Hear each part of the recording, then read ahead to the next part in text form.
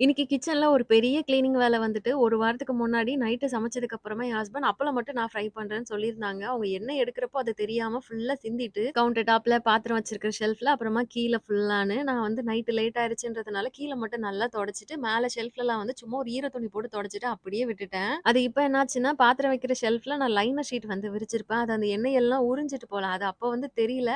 ஒரு 2, 3 நாளே வந்து ஷீட் எல்லாம் ஒரே கரையா இருக்கிற மாரி இருந்தது. இப்படி சீக்கிரமா கரையே ஆகாது. நான் இது 1 1/2 வருஷத்துக்கு மேல தான் யூஸ் பண்ணிட்டு இருக்கேன். 2 மாசத்துக்கு ஒரு வாட்டி தான் எடுத்து எடுத்து கழுவேன். எதுக்கு இது இவ்ளோ கரையாகுதுன்னு யோசிச்சுட்டே இருந்தேன். நேத்து தான் வந்து சும்மா எடுத்து பார்க்க ஷீட்டு அது ஷெல்ஃப்லேருந்து வரவே இல்ல. நல்லா ஒட்டி போயிருந்தது. அது இந்த ஷெல்ஃப்க்கு அப்படியே ஆப்போசிட்ல ஜன்னல் வேற இருக்கு. அங்கருந்து வர தூசியெல்லாம் இங்க ஒட்டி ஒட்டி 1 வாரத்துல இவ்ளோ மோசமாயிருச்சு.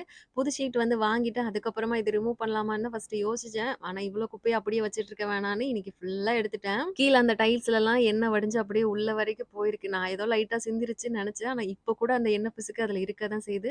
ஷீட் எல்லாம் ரிமூவ் பண்ணதுக்கு அப்புறமா கொஞ்சம் வந்து அந்த ஷெல்ஃப்ல ஒட்டி இருந்தது. அது வந்து லைட்டா தண்ணி போட்டு தேய்க்கவும் நல்லா வந்துருச்சு. அப்புறமா அந்த எண்ணெய் பிசுக்கு மட்டும் போறதுக்காக நல்லா சோப் போட்டு தேய்ச்சுட்டு 2, 3 வாட்டி ஈர துணி வச்சு மாறி மாறி எல்லா ஷெல்ஃபையும் தொடச்சு எடுத்துட்டேன். இனிமே வேற ஷீட் தான் வாங்கணும். ஃபர்ஸ்ட் போட்டிருந்தது வாட்டர் ப்ரூஃப். இனிமே அடுத்து வாங்குறது ஆயில் ப்ரூஃபாவும் இருக்கான்னு பார்த்து தான் வாங்கணும் போல. அன்னைக்கு கிளீனிங்கே எனக்கு ஒரு 1 1/2 மணி நேரத்துக்கு மேல போச்சு. அதுக்கப்புறமா எல்லா பாத்திரத்தையும் நீட்டா எடுத்து வச்சுட்டேன். நாளைக்கு இன்னொரு விளாக்ல பார்க்கலாம். பாய்.